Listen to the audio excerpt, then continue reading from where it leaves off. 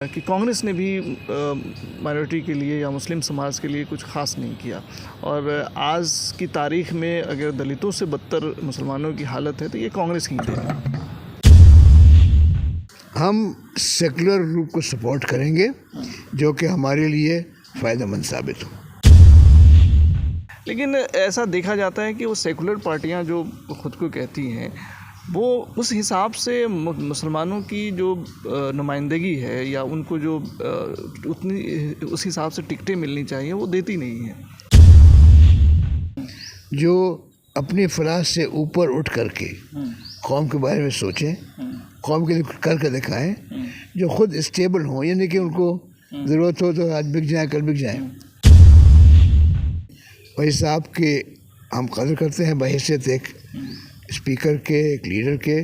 जो काम उन्होंने किया है हैदराबाद में वो बहुत ही काबिल सताइश है, लेकिन ये जो वोट कट जाता है ये सही बात नहीं है।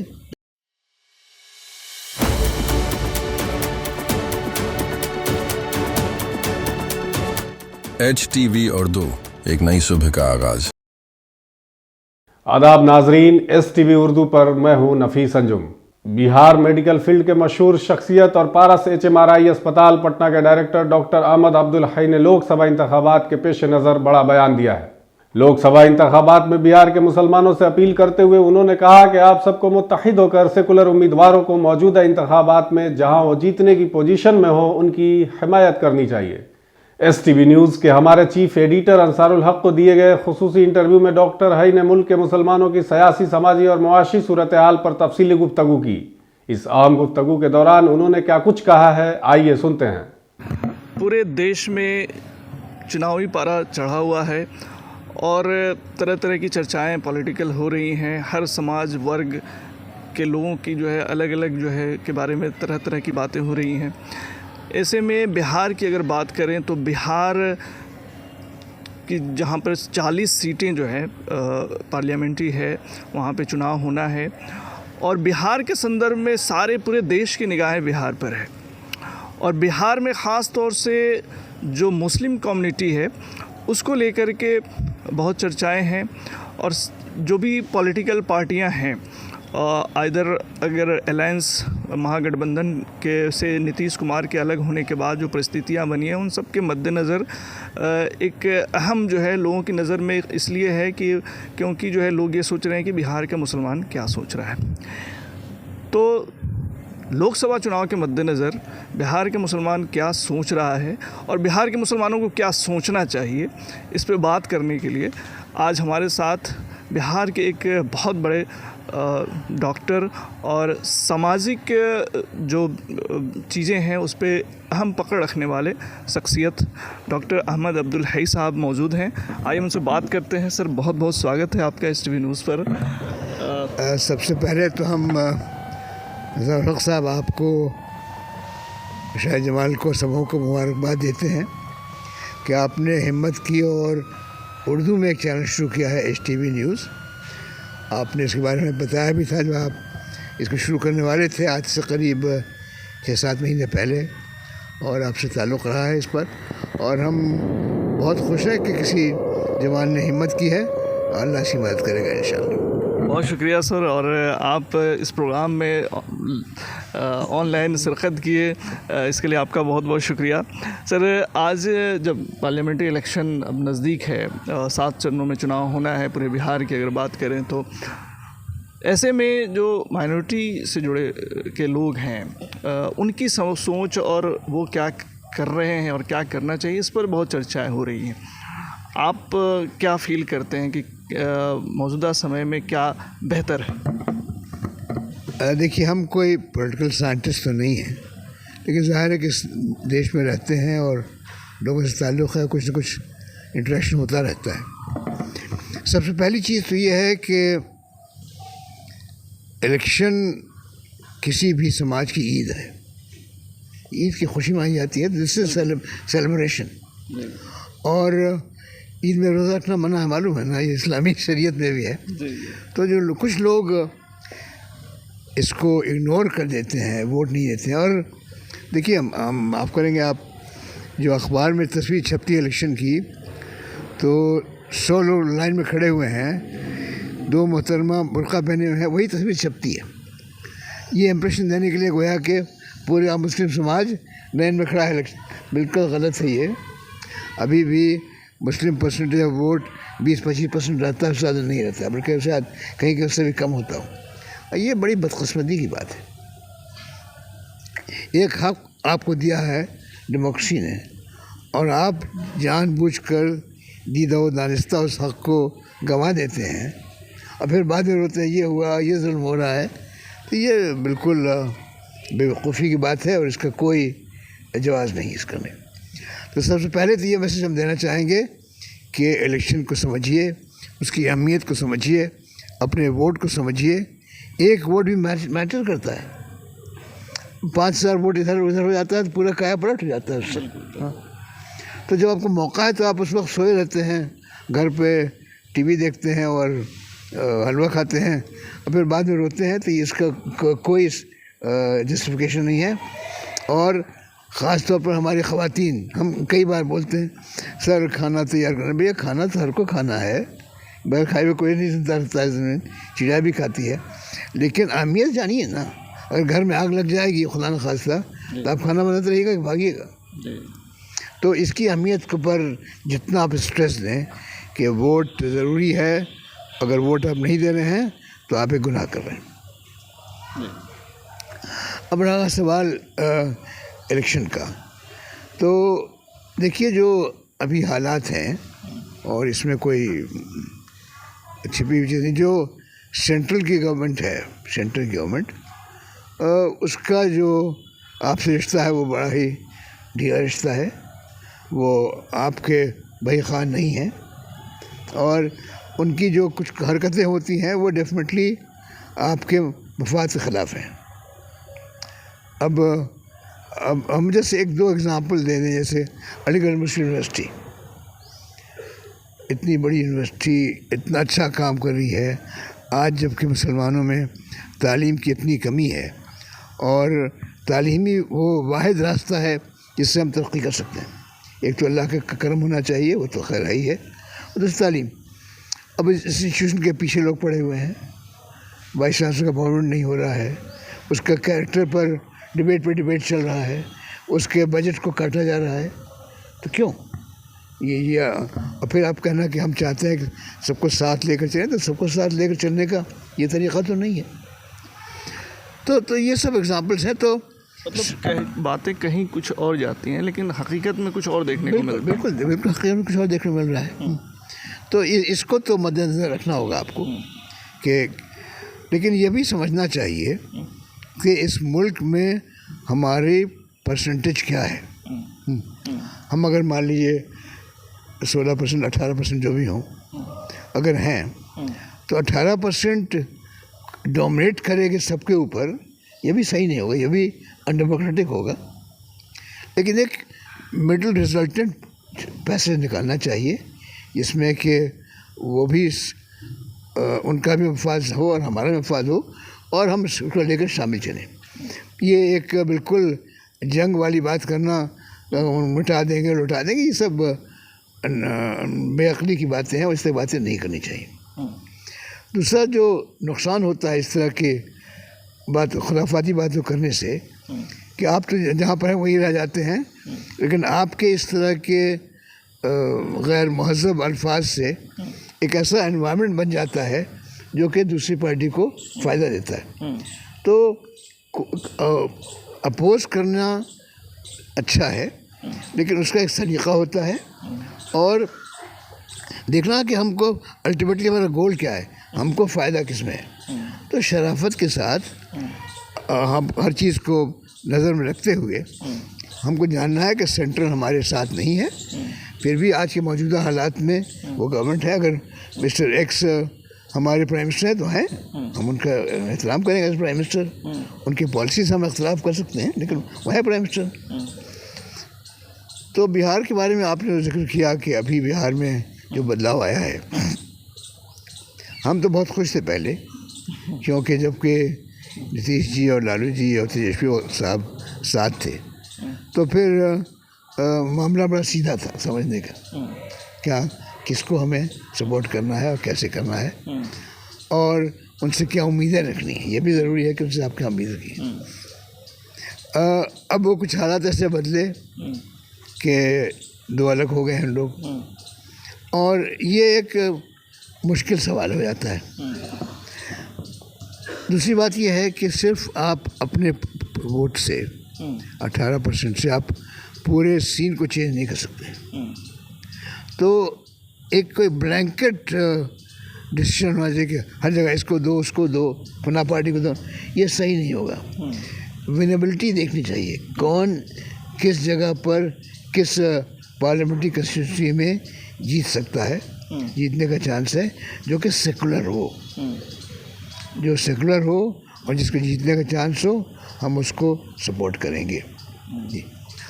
और ये सपोर्ट हम इस तरह करेंगे कि हम खुद देंगे, हमारे घर वाले सब देंगे, हमारे जो भी एलिजिबल वोटर्स हैं सब देंगे उसको, और एक अच्छे एनवायरनमेंट में देंगे कि एक कन्फ्रंटेशन ना हो, बल्कि एक दोस्ताना तरीके से करें उसको। एक सवाल बहुत अहम हो जाता है सर कि जब हम बीजेपी की बात करते हैं और बीजेपी के जो सबका साथ सबका विकास के दावे और जो हकीकत है उसकी बात अगर हम करते हैं तो हमें निराशा होती है। ऐसे में एक तरफ और एक चीज़ के लिए निराशा होती है कि लोग ये मानते हैं कि कांग्रेस ने भी माइनॉरिटी के लिए या मुस्लिम समाज के लिए कुछ ख़ास नहीं किया, और आज की तारीख़ में अगर दलितों से बदतर मुसलमानों की हालत है तो ये कांग्रेस की देन है। कांग्रेस को बुरा भला कहना तो एक फैशन सा हो गया है, और उसमें कुछ हकीकत भी है। वो कांग्रेस की इतनी लंबी हिस्ट्री है आज़ादी के पहले से लेकर अभी तक की, और इस आज़ादी में हमारा खून जितना बहा है शायद किसी और कौम का खून ना बहा हो, और जितने बड़े बड़े लीडर्स पैदा हुए, जितनी बड़ी बड़ी कुर्बानियाँ दी उन्होंने, तो कांग्रेस को आप आउटराइट रिजेक्ट नहीं कर सकते हैं। ठीक है, अभी के दौर में कुछ बातें हुई हैं, आखिर जो पार्टियाँ निकली हैं वो सब उसी इंस्टीट्यूट को निकली है ना। कोई ओरिजिनल पार्टी देखी थी बीजेपी, कांग्रेस थी, उससे सोशलिस्ट निकले, ये निकले, वो निकले, बीजेपी वाले निकले ऐसा। तो ये कहना कि कांग्रेस को बिल्कुल वॉश आउट कर दें हम लोग, उससे कोई ताल्लुक़ ही ना रखें, ये सही नहीं होगा। अब किसको कितना सपोर्ट करेंगे, हम फिर उसी पर जाते हैं कि आप आज के दौर में हमारे जो फोकस होना चाहिए कि इस पर्टिकुलर कंस्टिट्यूंसी में विनेबिलिटी किसकी है। नंबर 1, वो सेकुलर जो उसमें है हम उसको सपोर्ट करेंगे। अगर वो हमको लग रहा है कि कांग्रेस ही बेटर है यहाँ पर तो we should go for Congress. लगे कि आरजेडी बेहतर है तो आरजेडी को देंगे, अगर लगे कि जेडीयू बेहतर है तो बेहतर को देंगे, लेकिन हम सेकुलर रूप को सपोर्ट करेंगे जो कि हमारे लिए फ़ायदेमंद साबित हो। जेडीयू भी एनडीए का ही पार्ट। हाँ जी, ठीक है, जेडीयू देखिए, अब हम कही दें आपको, ये प्रशांत किशोर हमारे जान पहचान है, दोस्त तो सभी लोग हैं, दलवी से भी दोस्ती है, नीतीश जी भी इस घर में आते हैं, इसमें भी आएंगे इंशाल्लाह, फिर दोस्त सभी हैं, और इस दोस्ती को बरकरार रखना चाहिए। और ये इस मुल्क का तुर्ज़ीम है कि हम सब मिलकर एक ऐसी तहजीब बनी है इसमें हम सब मिलकर रहते हैं और हंसी खुशी रहने की कोशिश करते हैं अल्लाह के फज़ल से। बिल्कुल जेडीयू पार्ट है। तो प्रशांत किशोर से एक दिन बात हो रही थी, तो उनका एक अपना फ़लसफ़ा है। उस वक्त वो नीतीश जी के साथ थे, और उस वक्त वो नीतीश जी के साथ थे, और हमने कहा कि भैया आप क्यों चले गए बीजेपी की गोद में। तो उन्होंने कहा कि आप अकेले लड़ सकते हैं बीजेपी से। हमने कहा कि अकेले अगर नंबर्स देखिए नेचुरली हम नहीं लड़ सकते हैं, मतलब हम अगर उनके साथ रहकर आपके हुकूक के लिए लड़ें, इसमें आपको क्या शिकायत है? उनको तो एक वो भी एक पहलू है कि उनके साथ रह कर के भी आपकी जो बेसिक रिक्वायरमेंट्स है उसकी हिफाजत करें, तो ये एक पहलू है। तो इसलिए हम ये भी नहीं कहते कि जेडीयू को आप बिल्कुल आउटराइट वॉश आउट कर दीजिए और सिर्फ एक पार्टी में हो जाइए, लेकिन वो ख़तरा भी है और उसका जवाब हम नहीं दे पाते। वो कहते हैं कि a vote to JDU is a vote to mister Narendra Modi, ये भी है। लेकिन इसके साथ साथ ये एस्पेक्ट भी है कि आप हमने फिर वही बात कर रहे हैं कि लोकल सिचुएशन देखकर, अकल लगाकर, मशवरा करके मैक्सिमम नंबर ऑफ वोट्स उसको दीजिए जो विनेबल हो और जो सेकुलर हो और विनेबल हो। आई थिंक जो पॉलिसी हमारी यही होनी चाहिए। सर, एक सवाल मैं आपसे ये समझना चाहूँगा कि आमतौर से 18% की जो जिक्र हम लोग कर रहे थे, आप कर रहे हैं कि 18% जो लोग हैं वो डोमिनेट नहीं कर सकते, लेकिन ऐसा देखा जाता है कि वो सेकुलर पार्टियां जो ख़ुद को कहती हैं वो उस हिसाब से मुसलमानों की जो नुमाइंदगी है या उनको जो उतनी उस हिसाब से टिकटें मिलनी चाहिए वो देती नहीं है। ये हो सकता है, आप सही कहते हो। देखिए, ये बज़्म मैं है, यहाँ कोताह दस्ती में महरूमी, जो बढ़कर खुद उठा ले हाथ से मीना उसे कहे आपको स्ट्रांग बनना होगा। अब क्या वजह है कि किशनगंज में जहाँ आपका पॉपुलेशन 60-70% है वहाँ पर आपके लोग नहीं आते हैं? उसमें कुछ हमारे लोग भी हैं जो हमारे वोट को काट देते हैं। हम किसी का नाम लेना नहीं चाहते हैं, वो अच्छा नहीं लगेगा, लेकिन हमारे लोग हैं, उनकी तकरीरें बड़ी दर्द धराने वाली होती हैं, दिल हिला देती हैं, लेकिन जो नतीजा क्या होता है कि वी लूज़। तो इससे बचना है, अकल से।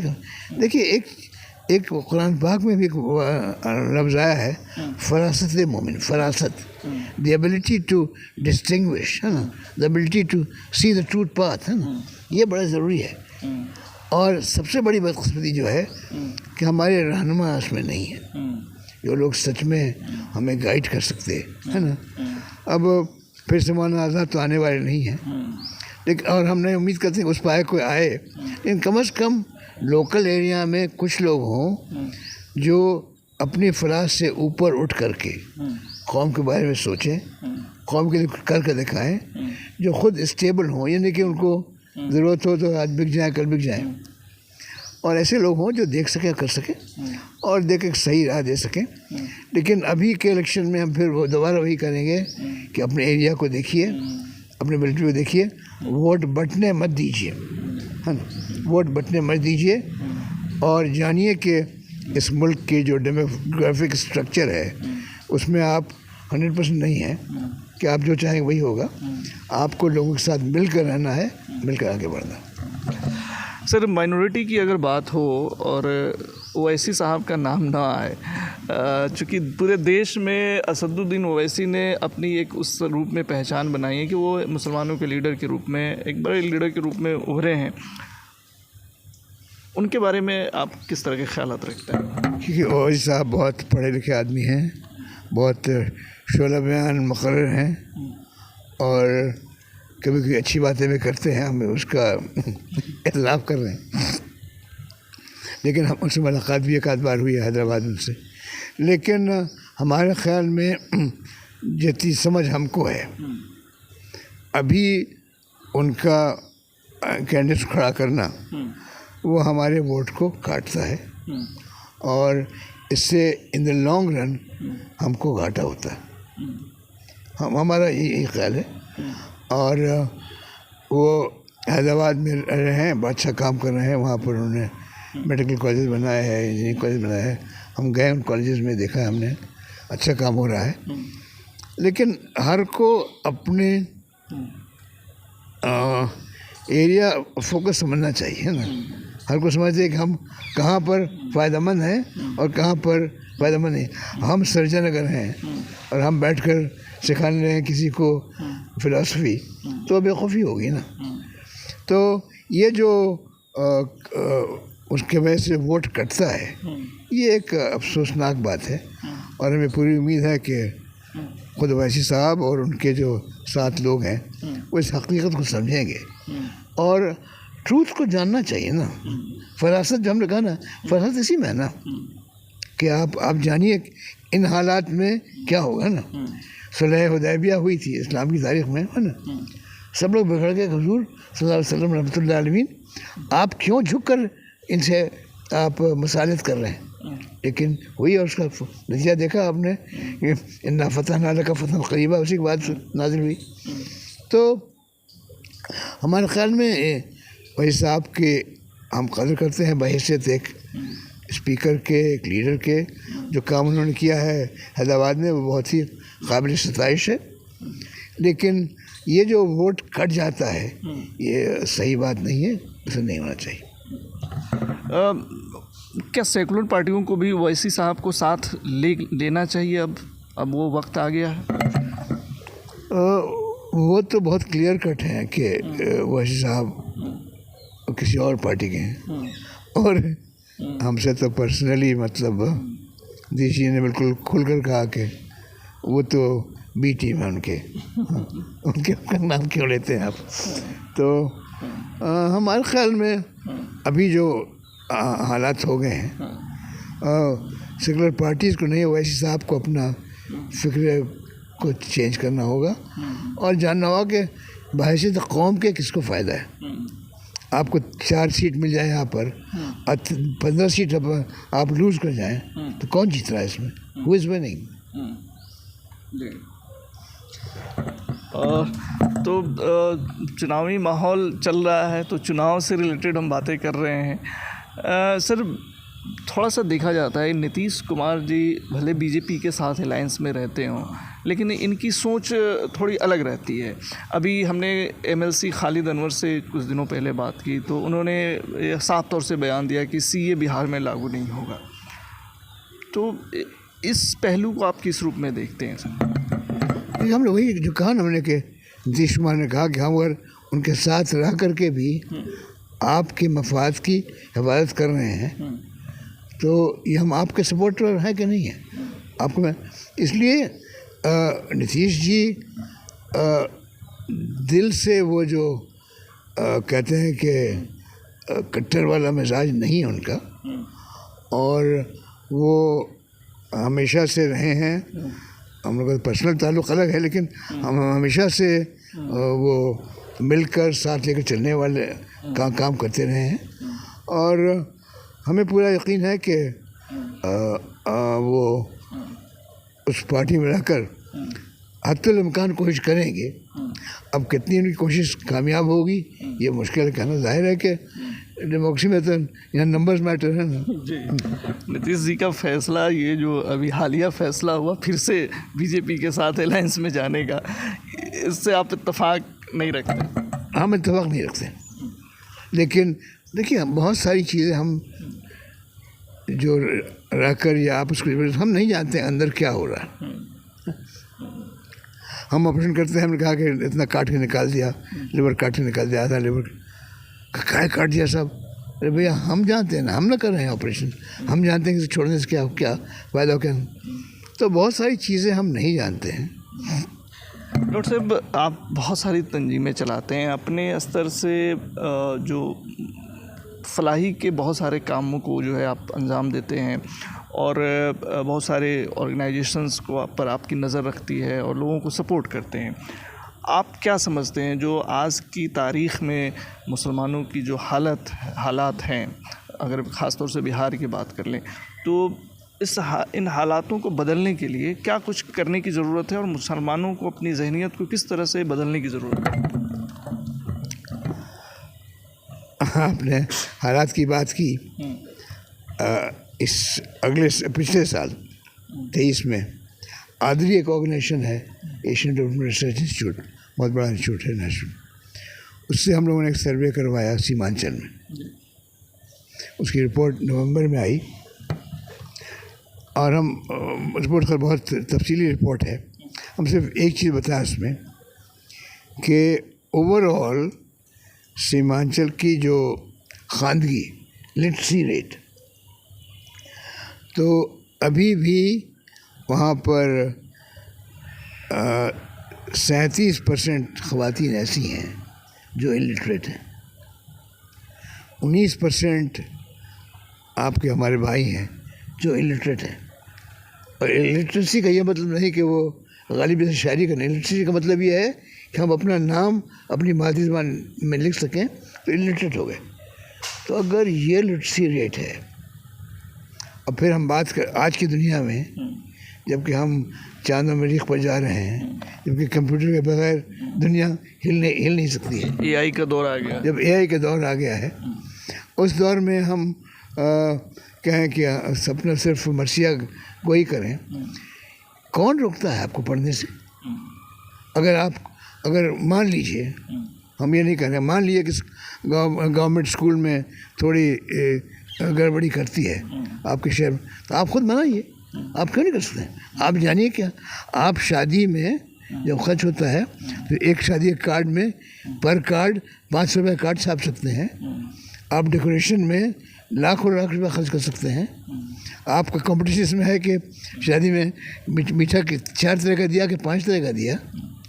अब भैया जानो कि तुम कहाँ हो।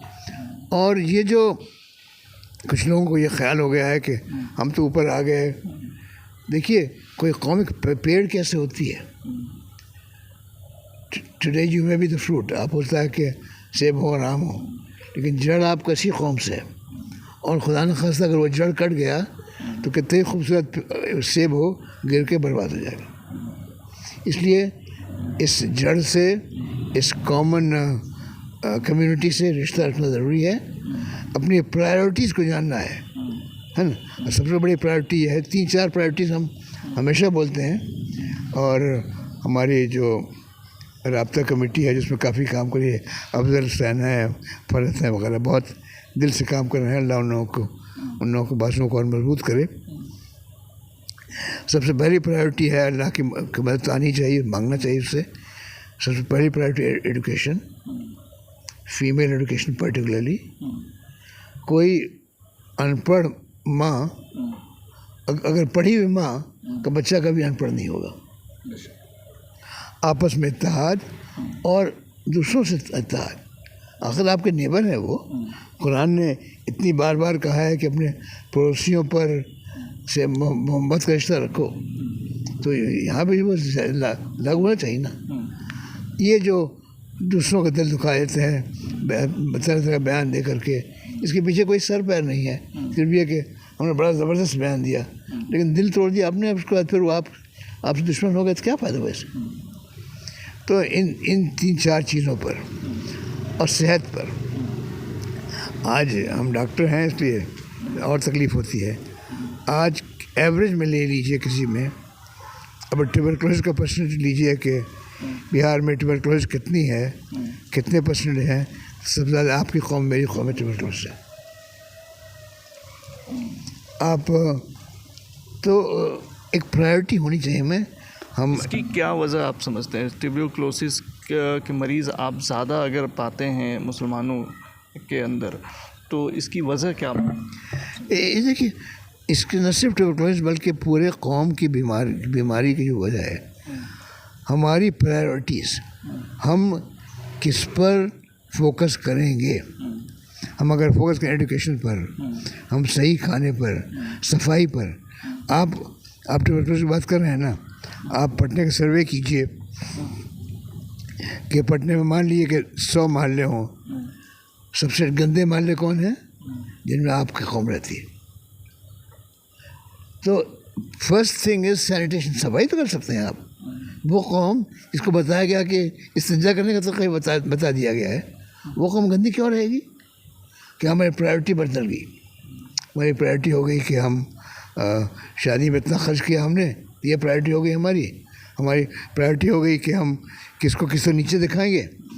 तो प्रायोरिटी आपकी होनी चाहिए education, sanitation, health, female empowerment and दोस्ती, आपस में दोस्ती, इत्तेहाद। अब देखिए, इत्तेहाद within the community and outside the community. मुसलमान आपस में इत्तेहाद और आपके इर्द गिर्द के जो गैर मुस्लिम भाइयों में इत्तेहाद। और हम देखिए बार बार ये कहते हैं कि हर जो गैर मुस्लिम हमारे हैं बहुत अच्छे लोग भी हैं, उनमें बहुत शरीफ लोग हैं, बहुत लोग हैं जो कि मिलकर रहना चाहते हैं। और ये 1000 साल की हिस्ट्री बता रही है इसे, कोई हम कोई अनोखी बात हिसाब से नहीं, अनोखी बात नहीं कर रहे हैं। तो इसको ध्यान में रखना चाहिए और अगर इन प्रायोरिटीज़ पर हम काम करेंगे इंशाल्लाह तो फिर बात आगे बढ़ेगी। और वक्त बदलता रहता है, वक्त के साथ सबसे बड़ी खूबी यह है कि बदल जाता है, वक्त बदलता है तो अच्छा वक्त आएगा। एक तो जनरल वे में आपने ये चीज़ें बताई कि लोगों को क्या करना चाहिए। समाज के अंदर जो दानिश्वर लोग हैं, जो सलाहियतमंद लोग हैं, उन्हें क्या करना चाहिए? उनकी भी तो कुछ रिस्पॉन्सिबिलिटी बनती है। डेफिनेटली बनती है, डेफिनेटली रिस्पॉन्सिबिलिटी। हम आज अगर हमने वो जो पेड़ वाला दिया कि मगर सेब है तो सेब ऐसे ही थोड़े हो गए, कोई जड़ भी है उसमें, जो कि उसके बाद तना भी है, उसके बाद शाख भी है, तब ना सेब होता है जाकर ऊपर में। तो रिस्पॉन्सिबिलिटी तो है, बदकिस्मती से कुछ लोग इस रिस्पॉन्सिबिलिटी को समझते नहीं हैं। लेकिन वक्त बदला है, वक्त बदला है और इसके लिए हम मौजूदा सरकार को भी मुबारकबाद देते हैं, सेंटर वाली। जब आदमी पिटता है ना तो कुछ आँख खुलती है उसकी, कभी कभी आँख खोलने के लिए झिझोड़ना पड़ता है किसी को, झिझोड़ा उन्होंने। और लेकिन जो सोशल चेंज आता है ना वो एक दिन में नहीं आता है, सोशल चेंज में सालों साल लग जाते हैं। हमें लगता है हो सकता है कि हमारी विजुअल थिंकिंग हो, लेकिन एक हवा बदली है। अब एक कौम में सच्ची राह पर चलने की, तालीम के बारे में, सफाई के बारे में, इत्तेहाद में बात हो रही है। पहले एक ज़माना था कि एक मौलवी साहब थे देवबंदी और एक थे बरेलवी, तो उनसे बड़ा कट्टर दुश्मन दुनिया में कोई नहीं हो सकता था। आज कम से कम वो दोनों जब दोनों पिटाए हैं तो फिर अब दोनों बातें भी करते हैं, आते हैं। तो वक्त आएगा, वक्त बदलेगा इंशाल्लाह। और ला तक़नतू मिन रहमतिल्लाह, अल्लाह की रहमत से कभी नाउमीद नहीं होना चाहिए। हमें पूरी उम्मीद है कि जिस शान से हम रहे हैं इस मुल्क में इंशाल्लाह उसी शान से रहेंगे इंशाल्लाह। और वक्त बदलेगा, लेकिन उस वक्त को बदलने में हमको ही बदलना होगा, थोड़ी सी कुर्बानी देनी होगी। और सबसे बड़ी कुर्बानी अपनी अना की कुर्बानी है। हम इतने बड़े हैं, हमने इसने क्यों, थोड़ा सा सेक्रीफाइस करो, देखो तुम और बड़े हो जाओगे और कौम बढ़ेगी तो खामखा तुम भी बढ़ोगे, इसमें कोई शक थोड़ी है। बहुत बहुत शुक्रिया सर तमाम जानकारी साझा करने के लिए। और बहुत महत्वपूर्ण मुद्दे पे जो है आज हम डॉक्टर अहमद अब्दुल हई साहब से बात कर रहे थे। आज के लिए बस इतना ही। तमाम तरह की खबरें और इंटरव्यूज़ के लिए देखते रहें STV न्यूज़।